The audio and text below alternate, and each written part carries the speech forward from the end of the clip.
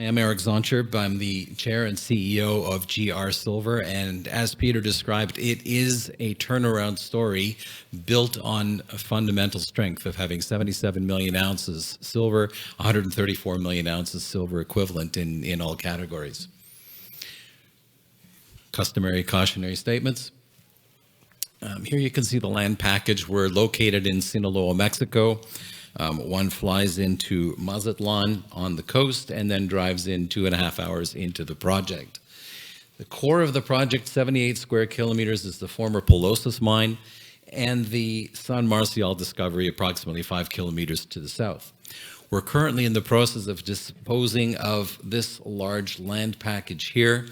We're doing so as a result of the large working capital deficit that accumulated in acquiring this land package. So that is the turnaround story I'm talking about, and we'll get into that in a second. But we do have another 270 square kilometers of concessions. Concessions in Mexico are a hot commodity, given the fact that there's a moratorium on new concessions. The capital structure, we currently have approximately 309 million shares outstanding, just over 400 million in terms of fully diluted. Most of those are not in the money. We have a strong institutional following, approximately 16%, and First Majestic holds approximately 7%. 3 analysts are on the coverage list. Here we can see a view to the north, to the west rather. In the north, on the right, you can see the Plumosis mine. That mine was a base metal mine operated by Grupo Mexico from 1986 to 2001. In the early stages of that operation, they didn't even assay for silver and gold. It was focused entirely on lead and zinc. Then in the middle, just off to further to the west, is the Sun 1 operation. I call it an operation. We recently did a deal with a local mining operator in Mexico. They are doing small-scale mining, bulk sampling, if you will. We get a check on every few weeks, and that covers our costs in Mexico. So it's a pleasant setup to get some extremely valuable information at no cost to us.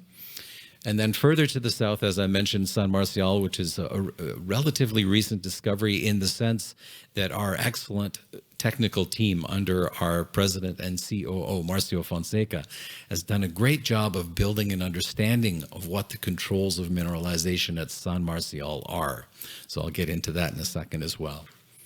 But we have very strong metallurgical recoveries, and because the Plumosis mine is a former mine, we have a very strong sense of what the metallurgical results are, and therefore a lower technical risk.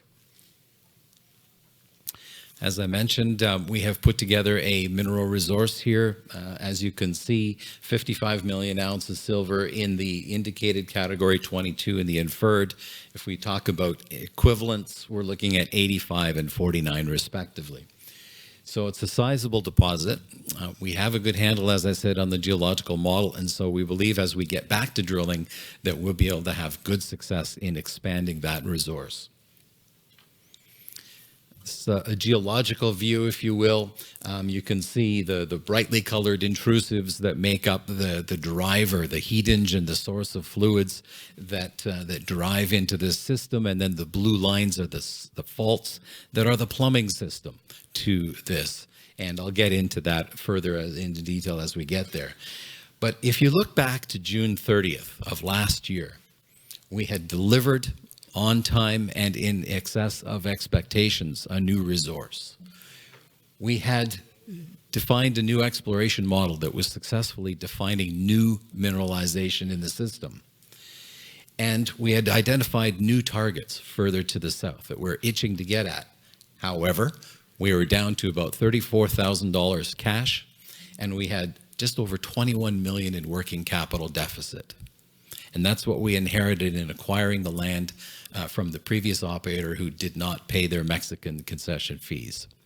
So what is one to do in a terrible market as your share price is collapsing? You can see that share price collapse. We hit in October, November, 3.5 cents. So things were quite dire. What we did is we cut back on our overhead. So we moved from approximately $1 million per month burn. We're down to about 100 per month, 100,000, not 100 million. And we identified some new investors that have a long-term view of what is going to happen with silver, as Peter outlined, what we are capable of doing. And they recognize the foundation of real ounces in the ground. So they came in and helped us out and continue to be very excellent long-term supportive investors. We launched this new bulk sampling program, working with the local operators. And that is extremely important from a stakeholder perspective, working with the local people. And then very recently, we announced about 2 weeks ago a deal with a private Mexican entity that will be buying our subsidiary. That doesn't mean losing any ounces. We lose some ground, but we also lose all of the debt, all those concession fee arrears related to that. So at the end of the result, as long as we close our deal that we announced, knock wood, we'll be doing that over the next couple of weeks. We will be a freestanding company with no debt. And that's the goal here, so that when we raise money, it goes into the ground rather than into debt.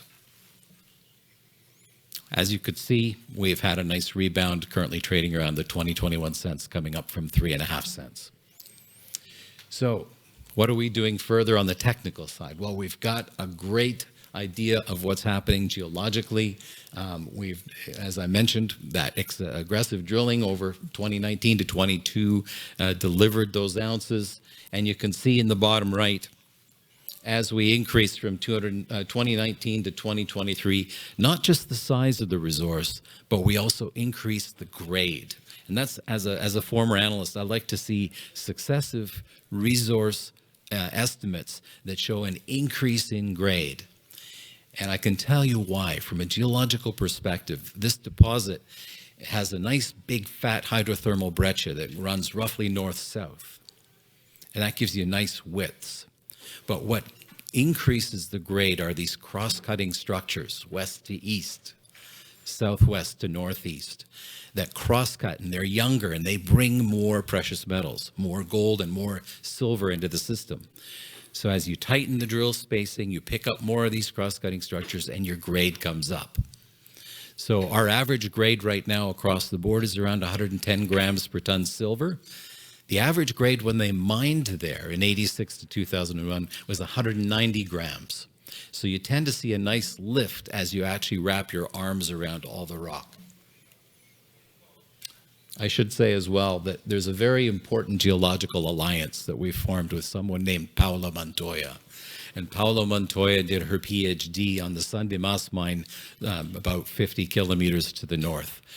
Truly understands mineralization in this environment, and she's been working with us to help that geological model that is so important as you work to increase the resource here. So what's the result? To go from 3.5 cents to 20 cents, that means there's a change in narrative. There's a change in perception in how the company is perceived. And so if you go back to October of last year, we were trading at 30 cents enterprise value per ounce. We're currently at 81 cents. And if you look at roughly the same peer group, we've moved up dramatically from the middle of the pack. In this sense, only second to Vizsla, which is quite an accomplishment. We all know what a world-class discovery that Vizsla has. So we're quite proud of that movement. We also believe that as we continue to, first of all, deliver on that disposition of that subsidiary and fix our balance sheet, that as we get back to drilling, as we raise some more money, we put some money into the ground, that we will be able to move to the right on this graph and take our resource inventory higher. As I mentioned, we have a good handle on where the mineralization is. I won't get into the geology too much, but in the foreground, you've got the upper volcanics in this area, and you've got a package below, a volcanosedimentary package down there.